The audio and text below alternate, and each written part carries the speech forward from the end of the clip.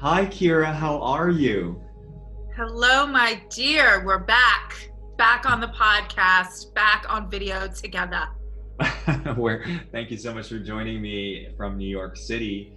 For those of you watching, thank you so much for your patience. We've been having some live issues streaming, so we decided to go ahead and have this conversation, this truth, wisdom, freedom conversation, and record it and then post this later. So if there are any questions or insights or comments that you have, do feel free to put them below, and Kyra and I will support in whatever way that we can.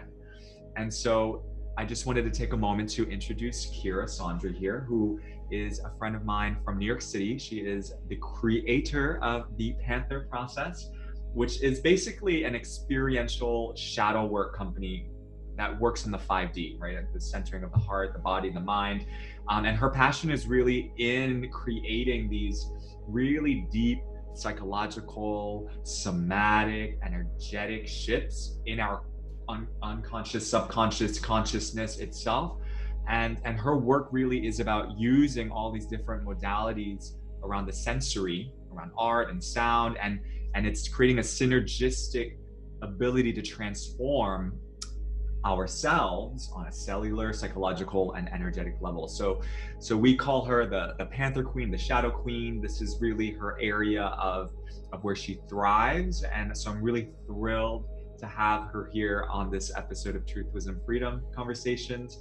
And today we are going to be talking about the collective fear and navigating our collective fear during what most of us might consider the scariest times or scariest moments of our time. And Kyra was actually just here with me. I say just, but actually it was almost 5 months ago in Australia when she was visiting from New York. And we went together on a little pilgrimage to Uluru, or otherwise known as Ayers Rock, here in the Northern Territories of Australia. It's in the middle of the desert, and we had a very profound experience there during an astrological conjunction. I'll let Kyra talk a little bit about that. And so we wanted to also touch base about what unfolded during that time on our personal journey and how that is creating a ripple in what's happening around the world. And Kyra is also an astrologer, so there's that background as well. So there's a lot here to unpack. So I'm just going to open it up here to Kyra and have her start the conversation. That was an excellent start, my dear. It was an excellent intro. Did very well. Thank you for having me. It's always such a pleasure when we create together in this space and create this platform for rock stars of consciousness, essentially, right? God, where to begin? Well, first of all, hello to all of you from the heart of Corona. Corona is anyway what my belief and feeling is that Corona is a manifestation of the blockages in the heart. And the heart is the balancer of the body and all the energetic spheres. And so this mass trauma of grief that we're experiencing is bringing up all the ways that our heart has been wounded before, and now we're dealing with this wave of grief. And some of you have been able to lean into that, lean into that shadow, and some of you haven't. Some of you have been repressing and holding our breath from this fear landscape that's happening. And when Johnson and I were in Uluru on January 12th, that was the day of the Plattern. Just combine them. Pluto, we're gonna hashtag it Plattern. Plattern conjunction. Pluto and Saturn conjunction. Yes, Pluto and Saturn conjunction. So what does that mean?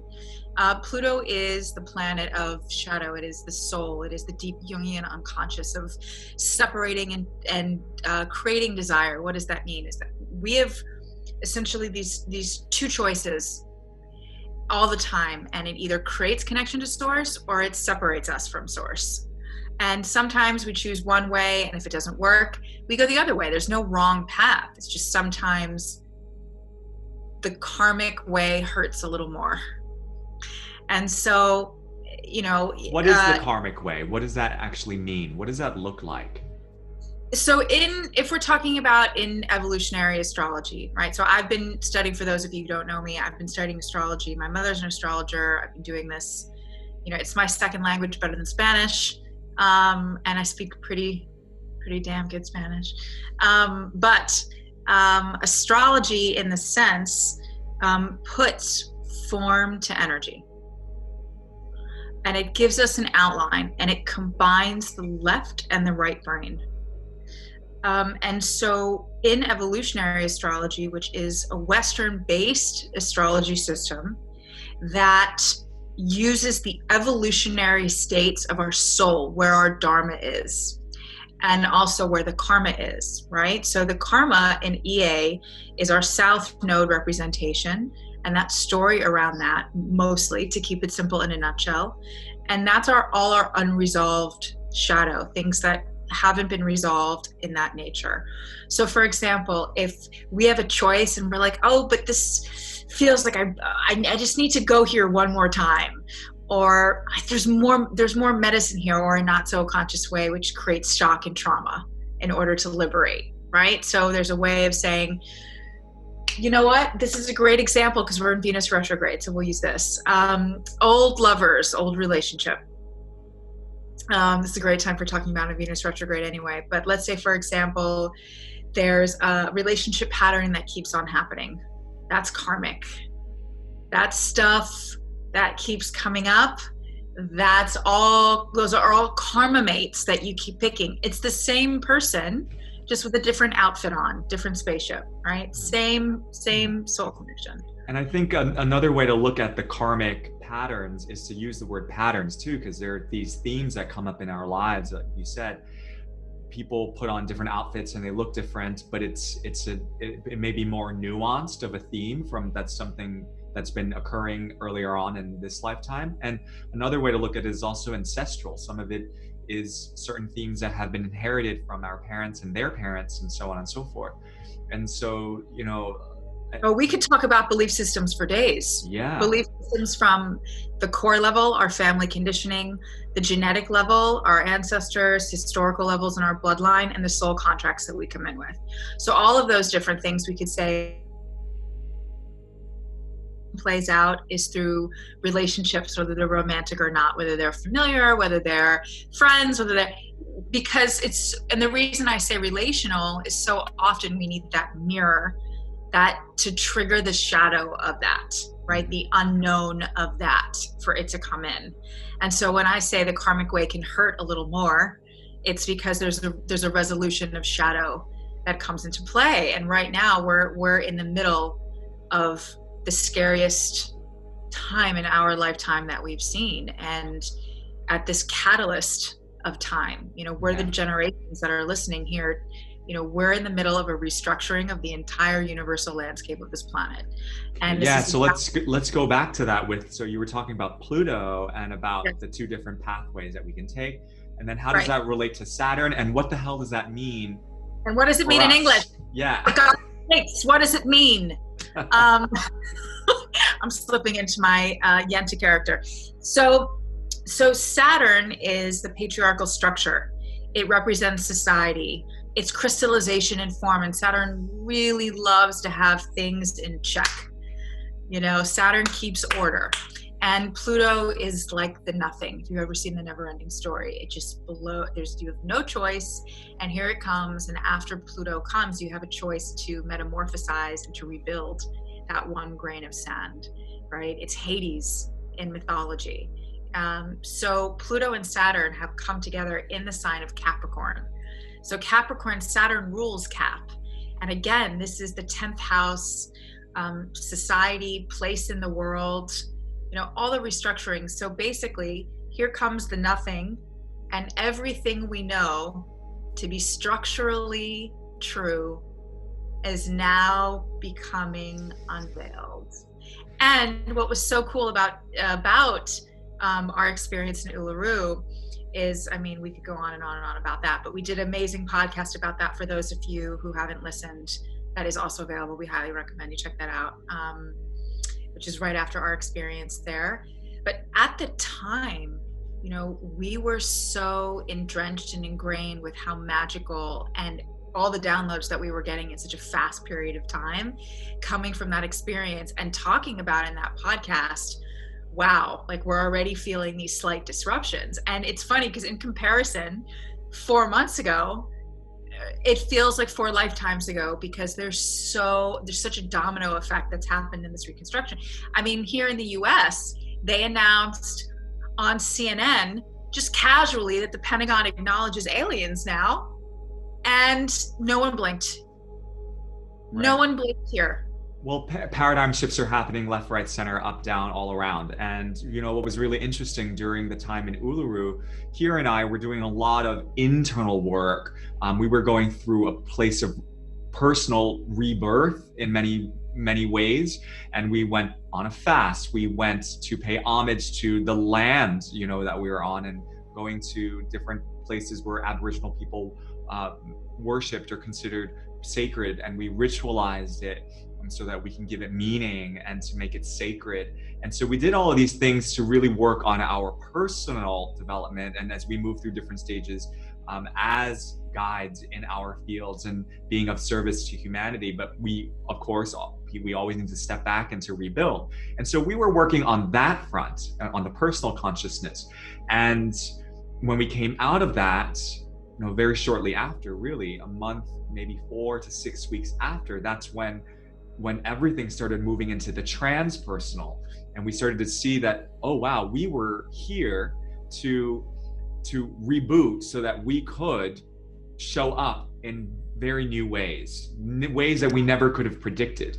And that was our personal journey. So now we're reflecting back on, wow, okay, where were we then on a personal level, and how is it that we're moving together as a collective so that we can take these universal thematic lessons of the nothing and the structure of the patriarchy and disintegrating it to then rebuild it up into the vision and the way that we want it to look like in our future reality.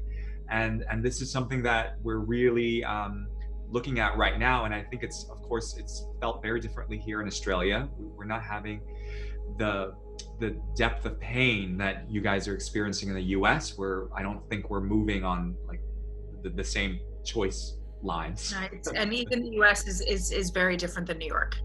Yes, for sure. And so let's talk a little bit about the world's shadow. So for sure maybe we talk about the personal shadow and the global shadow of what's happening right now, and relate that to the personal fear that people are feeling and into the collective fear.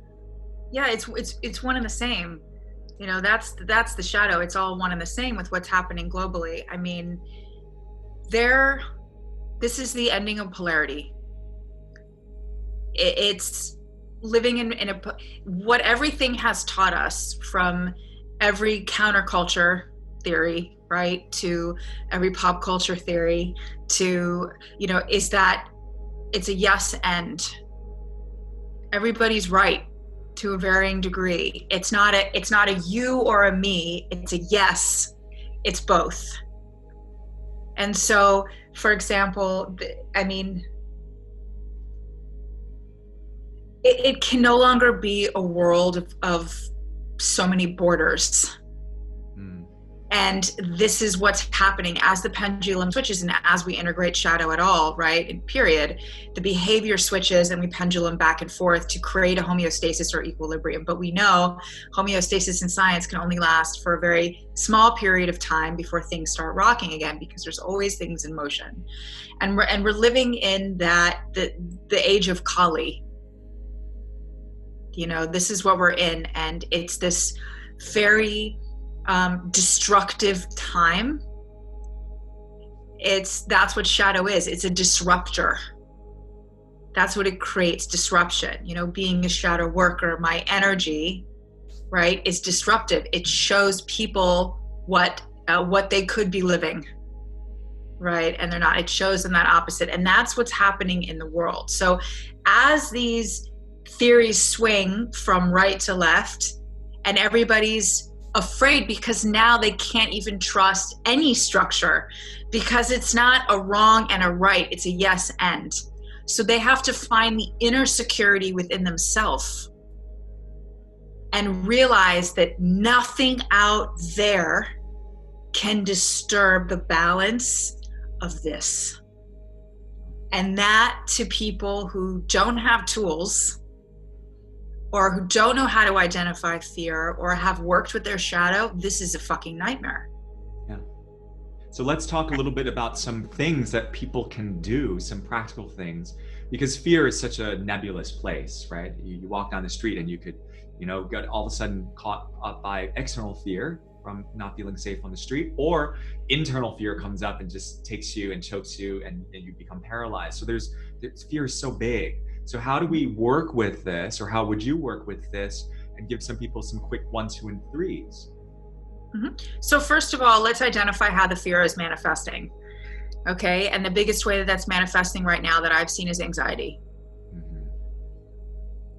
So people often don't recognize that also anxiety is fear, and people also sometimes don't have tools to identify anxiety either. So what they feel is actually a sense of their body, that there's a rattling, the breath is short. There's a sense that they can't stop moving physically. They have to keep moving. There has to be tasks. Mm-hmm. If you can't sit still, that's a big indicator that there's anxiety that's coming up. So first of all, let's discern, how do we identify that anxiety, right? That low-lying disturbance. And then when I'm feeling really anxious.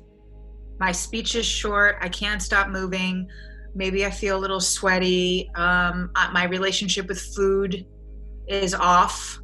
I'm either eating a lot or I'm not eating enough, right? I'm finding myself over talking. I'm finding myself over tasking. I'm finding myself isolating.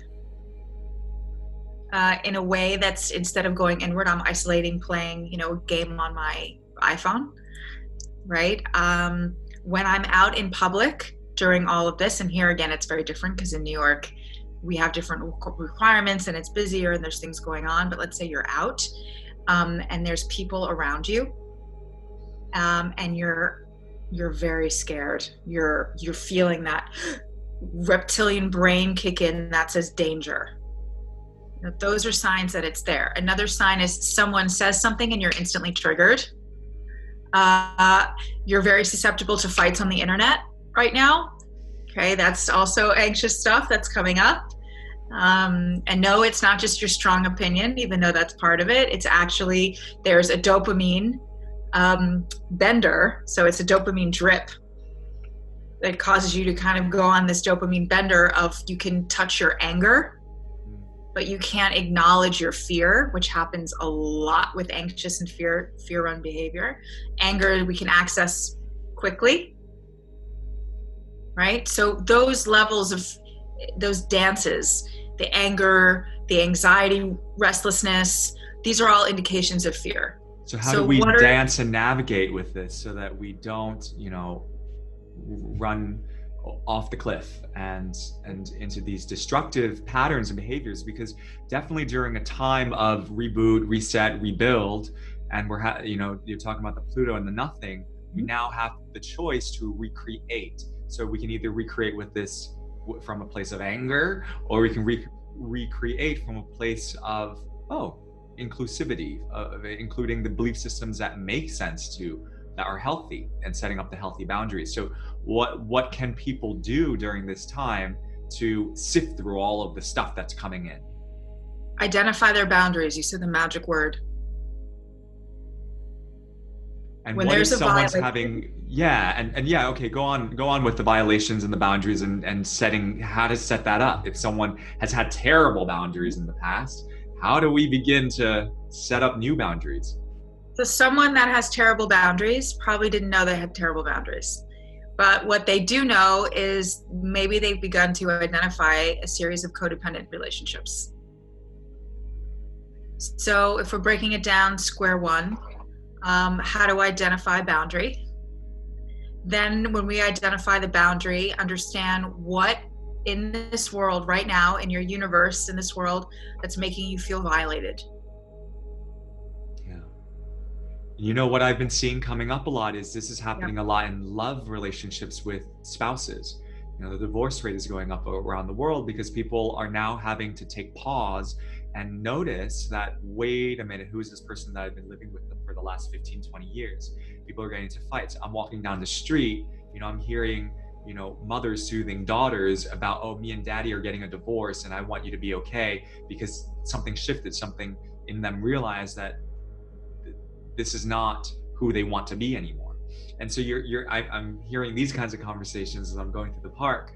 And you see this also with how I was talking to someone about this, a psychologist who specializes in working with children, and the relationship between parent and child. And this is happening in a lot of the homeschooling that's coming up, setting the boundaries of allowing for your kids to make their own choices so that you're not manhandling their life, allowing them to grow and the opportunity to grow from their mistakes. So these are boundaries as well. Your ability to let go of control in certain aspects of your life and how you relate to your kids, to your spouse or soon to be ex-spouse, and also what kind of control you actually do have.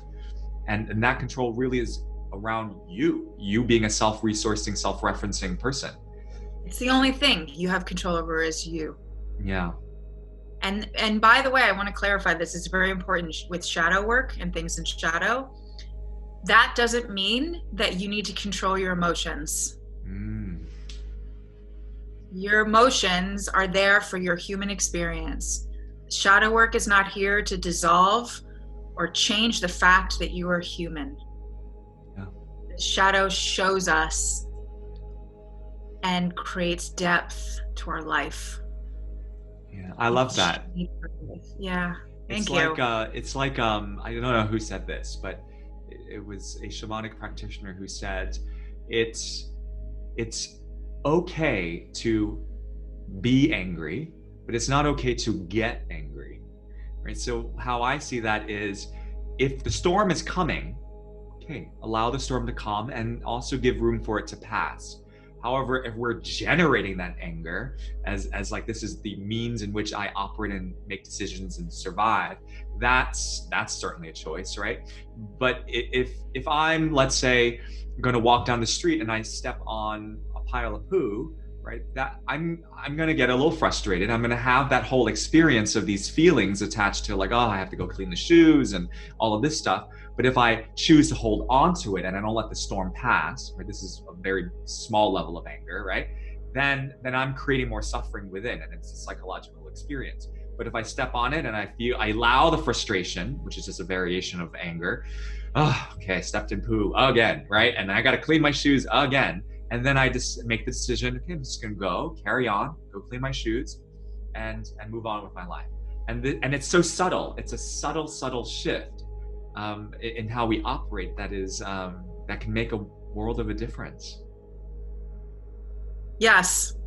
And sometimes it's really important that we acknowledge and process our anger before the trigger happens. Mm-hmm. And when I say sometimes, I mean always.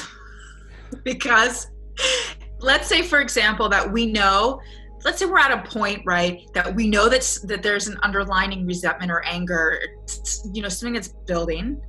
Mm-hmm. And what happens is, which is very common, our lives get so busy that we don't give ourselves space to deal with it, or we don't have time, or we don't even realize that's what's happening because we don't have any space or time.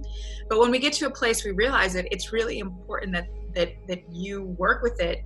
You allow yourself to get angry safely. Yes. And turn it into a creative process. So one of the things that we do with Panther is I have an alchemy of anger workshop and process. Used to be in person, hopefully again soon in some uncoroned universe. But it's really important that we alchemize our anger and come out the other side. How can we express it in a healthy way? How can we work with it? How can we create? How can we make art from this? Right. And when I say make art, I say that a lot. When I say make art, It's basically our dharma is our art. Our purpose is our art. How we live is art. Life is art. So it doesn't necessarily always mean like, now we're going to use this charcoal and make a painting. It's basically some form of creative expression that can come from this. And what is it that you can transmute in this process that you can birth, right? And with anger, again, that's a sign of I've been violated. So what happens is this combination is happening globally, where people are terrified and they're angry. They feel violated and they're afraid. And that leads to violence. That's the problem. That's the watcher's eye of this whole thing, is that there are some people in the world that are getting violent. And violent doesn't always mean guns. Violent can mean words. Mm-hmm. Small, it can mean passive aggressive actions. Sure. You know, there's different ways for that to show up. So when we look at anger and can identify that I've been violated and allow yourself to really open that space of anger, the emotion that generally comes after that is grief or shame. And the rest follows. There's disillusionment, you know, there's guilt. You know, there's the untruth, you know, all the lies that they've been told, all the lies that they've told themselves. And then, you know, it circles back to all. It's a very beautiful transfiguration of your human landscape. And that's the magic inside what it is that we're working with. And we can't access it if we're not in touch with the heart. At the end of the day, it's literally this sense of vulnerability. And it's difficult. It can be difficult and it can be challenging to be so vulnerable and heart forward in a time when we have no external anchor. So it absolutely has to come back with yourself, yourself, yourself, and what's in alignment for you. Again, perfect timing with this Venus retrograde. We're reassessing our values. Gemini, right? Recommunication, having more conversations around it. You know, we need to talk. This is the keystone of Venus and Gemini. You know, so talking about it, sharing those ideas, collecting that information, reassessing my values of, okay, even the shadow of Gemini, this polarity, this flightiness, this or that. You know, it's all perfect, divine. Unfold. They always unfold. And now we have the keys and the ability to actually stand and recognize that, fuck, this is the most divine time. Now everyone has the ability to create anything. Yeah. There's no more external authority telling us that it's this or that. It's yes and. Yeah. And I think that is a beautiful place to be, and it's also really scary. And I think that's also part of the fear.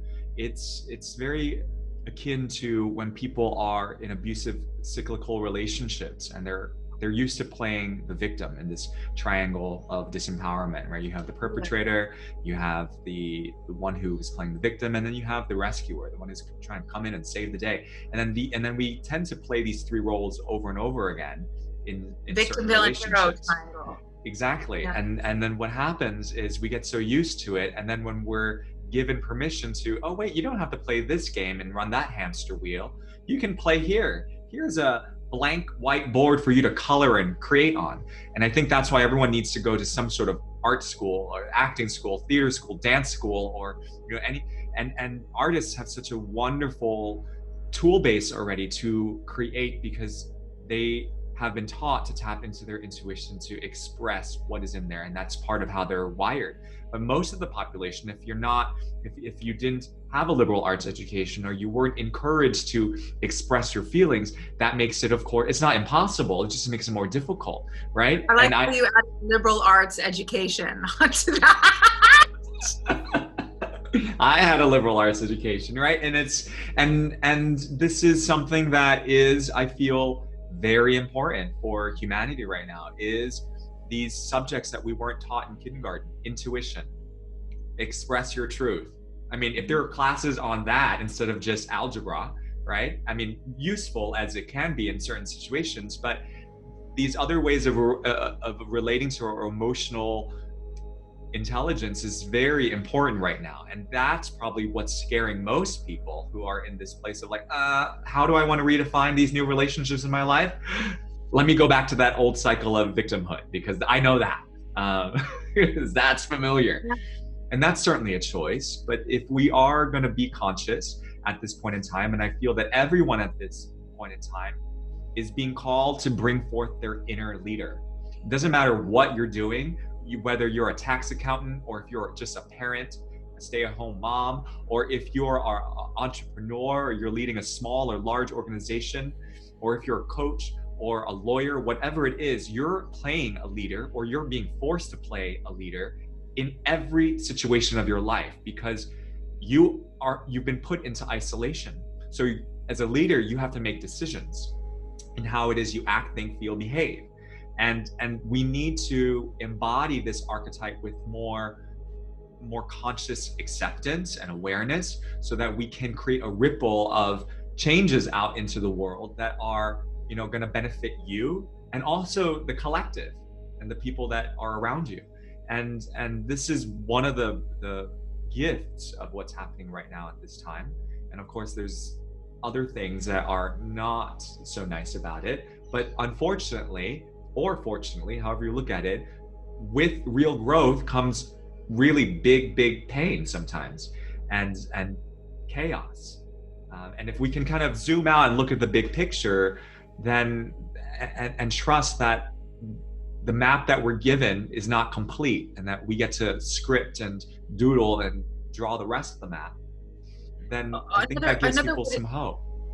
Yeah, and another way to test your compass, touching back on the point of victim, villain, hero, I like to call it the drama trauma triangle, is just that, is the decisions that you're making now, will it cause you small hits of trauma or drama? And if the answer is yes, go the other way. Yeah. Because you're just feeding yourself more fear. You're just feeding your nervous system more shock. You're feeding your people are talking about, how do I root in? Where do I get structure? Where am I going to make any money? What's going to happen? Well, first you need to breathe and put your legs up the wall for 11 minutes, and then do a shaking meditation, and then eat food. And that is then nutritious. Yes. Not processed food, nutritious food. Fry up the Spam in the skillet. And, no, it's a matter of, we can't make conscious choices forward. We can't do the next right thing if we don't take a minute and feel where we're at. That is the true resonance. If we're saying, I'm good, no, you're not good. You just need to breathe into it and say, I'm scared, I'm angry, I'm grieving, I'm worried, I feel really ashamed I didn't save more money, I feel really scared something bad's gonna happen to my mom who's got corona, I feel like my building's gonna cave, whatever it is. And it's okay to talk it out with yourself. That's shadow work. So talk it out with yourself, acknowledge it, show it for what it is. And then when all those little voices can be heard and expressed in just this simple way, just saying hello to it, then we can say, I'm gonna do the next right thing. And then we can say, I think the choice for breakfast is this. I think the phone call to make next is this one. Yeah. I think the next click on the internet is this. Yep. And I think the next thing for me to work on is this. Yeah, wait, that feels, it's like moving back into the analog era where everything was dial-up. It's the dial-up modem, because if we think about the thoughts and the body and the emotions and the way that the thoughts influence the emotions and vice versa, it's this loop. And so our body requires time to process. It's a dial-up modem. But we've been moving at this digital 5G speed on the phone, and we're so used to these quick satellite connections, right? And now that that's been stripped from us, we're being forced to go back to our dial-up modems, and we're like, what is this, and why is it taking so long? I'm sorry, but that's how we have evolved as human beings. Our bodies have not caught up evolutionarily with the speed of technology to process feelings and emotions that fast. And so, like you said, we need to stop and breathe and take pause, because that is the speed we were born to move at. You know, we can't go, oh yeah, I was really sad, done. Okay, like, that's just not how grief works. If we look at all the shamanic cultures, right, they ritualize every milestone in a person's life, right? When someone loses their innocence and goes through puberty, right, and becomes a young adult into an adult, you know, even marriage, right? That was a death ceremony. It was like that itself was oh, the woman is now dying to her old identity, and she's gonna go become someone else. That's a Plutonian experience, right? Yeah. That's Pluto. That's the eighth house. That's that energy. That's a beautiful way of expressing it. It's the same. It's that merging, and when you merge, there's a death. There's a death of the ego. There's a death of self. And then after, right? There's that transformation of the rebirth, the nothing, the seed that you get to create. Yeah. And I love that you brought that in with the shamanic traditions. You know, ritual. There's an expression that's the gods don't listen to words; they only listen to actions. And this is why consistent ritual is such an important part of life. It's the ceremonies that celebrate the living moment. Yes. Yeah. And it's very important to include ritual into your day. There's a story of this old rabbi. I can't remember where I read or heard this story. And, you know, the kids have all grown up. They've left the nest, and he and his wife are at home, and they're just wondering, like, is this how we're going to exist until, you know, we die? And she had stopped lighting the candles and doing the ceremonies at home. And then he got the guidance one day. It's like, oh, you know, you need to light the candles. It's very simple, just lighting the candles and paying homage and respect to this whole other world, this mystical, mysterious world that they were, you know, connected to. It's this aspect of the divine feminine. And as soon as she did that, you know, there was a restoration of the masculine and the feminine in the home, and then they felt alive again. And it's the rituals, the ceremonies, the way that we acknowledge through, whether it's lighting a candle or saying yes and, or holding onto your heart and breathing or shaking or dancing. These are rituals. Theater was ritualistic. Art is a whole, you know, ritual act of paying respect to the inexpressible. That's the whole point of art. It's like, oh, I'm trying to make sense of this abstract experience and give it some sort of form.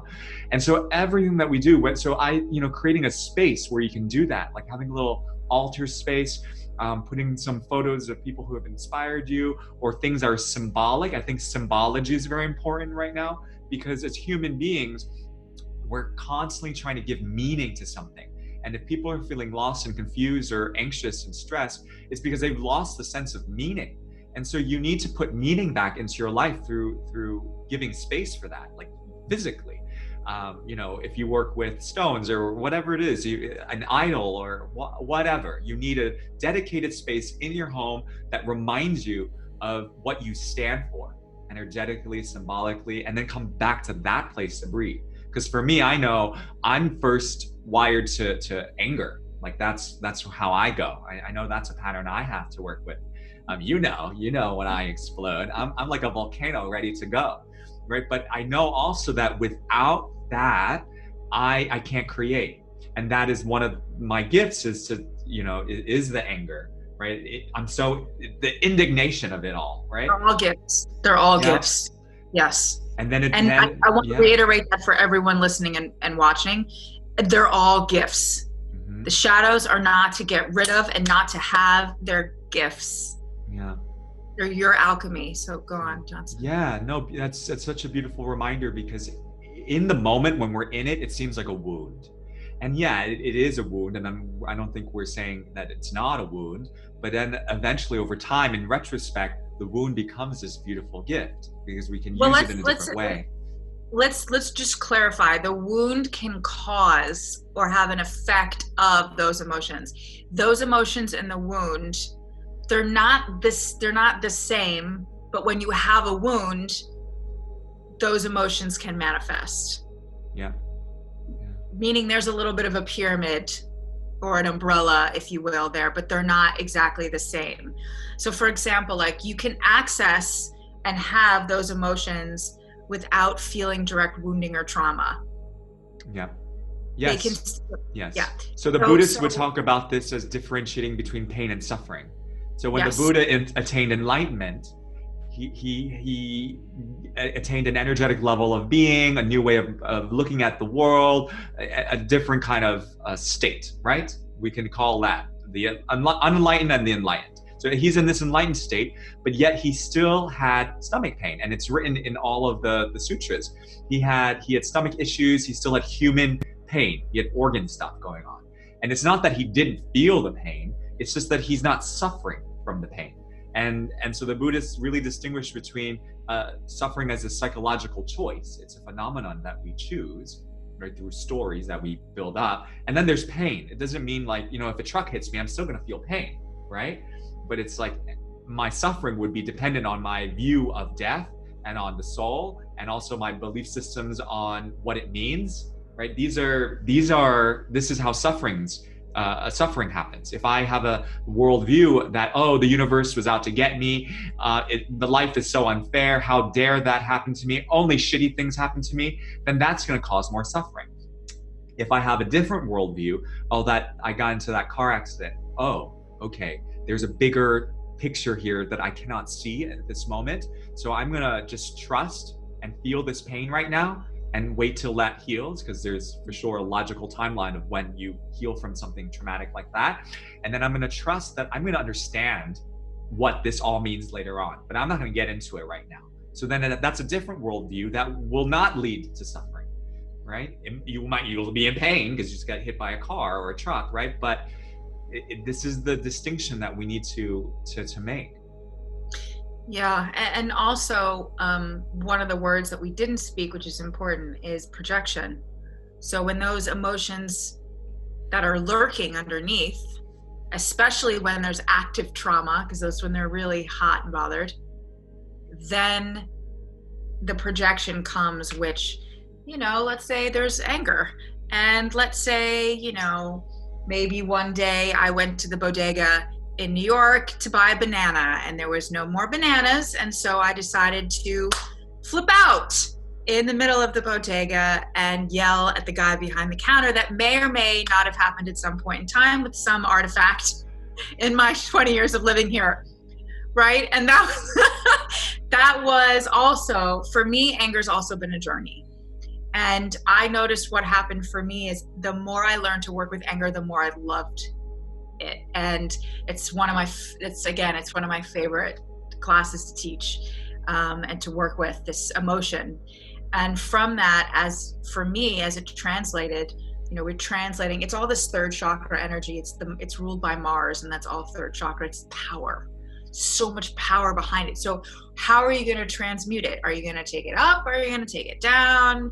As a woman, does it go in the womb? Does it get in the emotional landscape? Does it move up? Can you express it creatively? What was the process?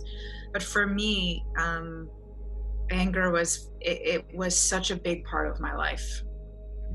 I mean, it was so seething in the underlayers that I didn't even realize when I was around people. And it was just like my baby brother had a saying. He said, if Kyra's happy, everyone's happy. If Kyra's not happy, nobody's happy. Because the energy was palpable.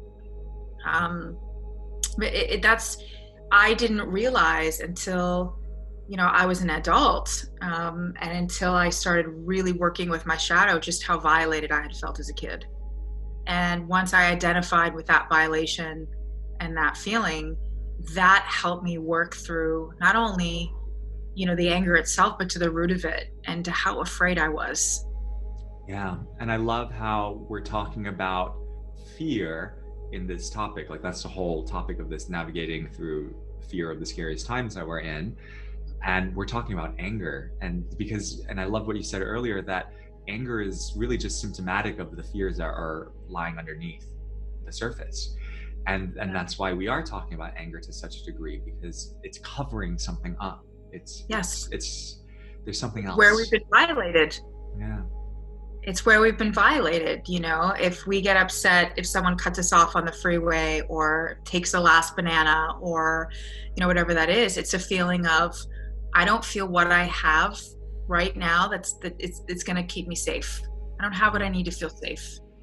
Yeah. I don't have, what I need to sustain myself. It's generally that feeling of unsafety. It's fear. Yeah. First, it's, ow, hey, someone comes up to you or brushes you on the street, or, right. Says something unkind. Immediately ask yourself, what's the fear behind it? If someone says something that's unkind, the most common fear and belief system underneath that is, I'm unloved. Yeah. And then it touches the rejection wound or a heart wound in any capacity. And man, oh man, if wounding of the heart, like all of us do on this planet, one way, shape, or another, that is the most precious commodity. And if that feels hurt, and there's other hurt there too, it's going to make that little comment project into something really big. The anger will keep continuing to grow. And so sometimes the medicine for this isn't going right to the heart in the sense of doing that heart work. It's really staring down the shadow and saying, all right, anger, let's dance. Yeah. Let's boogie. I'm going to rile you up to this nth degree.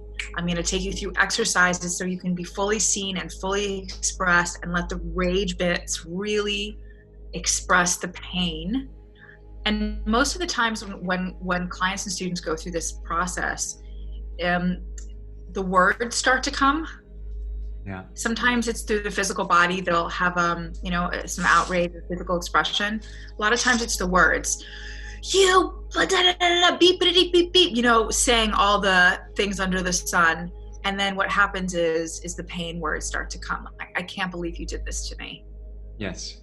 Hurt me. I'm so, you left me. Yeah. And really, it could be anything that they're talking about. It's not, their boss. They're really talking to their father. They're really talking to the dog that died. They're really talking to the bully at school when they were 5. It's that core root. And so when you touch the anger and allow yourself to go there, you can see that fear, that deep-rooted center fear. I'm unloved. I'm unlovable. I'm alone. Yeah. I can't take care of myself. No one will take care of me. I don't know. I'll never live my purpose in this life. Yeah. I don't know where I'm going. And I love that you're bringing up that all of these things are tied into a very simple but not easy thing to do, which is acknowledgement. Acknowledging the part of you that did not feel it was okay, and saying right now that it's okay to say that then was not okay. And because we've been so conditioned to repress everything. I mean, you see it in the way that parents parent. When you're constantly told no as a child, nope, don't feel that. Nope, behave. This is how you stand. This is how you sit. Nope, you can't express all that extra pent-up energy you have within. And so we're taught no, bottle it all up and swallow it down and just carry on as a civilized human being. And that's why we're so disconnected from the not being able to say that was not okay. We can't even blame. Like, we have to have the ability and the permission to blame those different chapters in our lives that were painful, without censorship. And when we can do that, then that transmutes, right? Like what you were saying, it becomes something different, right? Yeah, I love that. So we got to get there first, Yes, and acknowledgement. That's seeing the shadow. Yeah. People don't want to see the ugly things about them. I love that. Because they see them as ugly, but that's the beauty. They're great not. Paradox. Yeah. They're not. They create depth to life. Mm-hmm. It's the shades. It's all the different frequencies. It's the way that everything balances. Even in astrology, it's like the wheel. There's 12 signs, and each one has a sister sign, and each one carries the medicine and the shadow of the other. Yes. It's just like the yin yang symbol that there's, Yeah. that's it. It's the yin yang symbol. Yeah, it's simple. And that's this working of the integration of polarity, is this acknowledgement, this understanding, this welcoming. Welcome it. You know, you see a monster underneath the bed. I say all the time, invite it for tea. Do you want a sandwich? I love it. Are you hungry? No, and it's very true. It's like the shamans have a similar saying. It's like, leave this life with no enemies. And if you make a list of all the enemies that you might or might not have, right?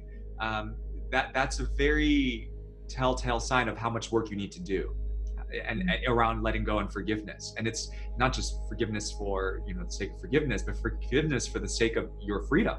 And it's like, if you are spending all your time and your energy worried about or creating a separation between you and this other person, right? You and this seeming monster, right? That's energy that you could be using to create the reality you want to live in, right? Which is fearless and full of courage. This reality, and that's something we can talk on and on and on about this. And I think we're coming to that time now. But I could for sure. I think it's just amazing, and feel in this 4 months and 5 days or whatever that we were in Uluru, water fasting on top of this Martian land, and praying and allowing for the rainbow serpent activation, the restructuring Pluto-Saturn, whatever you want to call it. We're in a receiving state in an ancient place, awaiting for the world, awaiting for the new paradigm to reveal itself. And it's just in the self, in the honor of ritual and ceremony. You and I are here in this moment, 4 months later, 4 lifetimes. 4. Is it 4? I don't have a sense of time. 4 months, exactly. We're on Corona time. Oh, wow. 4 months. Yeah, 4 months. What feels like 40 years, 4 lifetimes, of everything that's shifted since then. And we're able to come back in this space where I have my ritual. This is the Panther studio, and where you have yours. And here we are, in this ritualistic place of talking about this global pandemic of fear and grief and shadow that we welcomed in this sacred land. And there's something so ungodly poetic about that, and honoring this moment as well. That's very profound for me.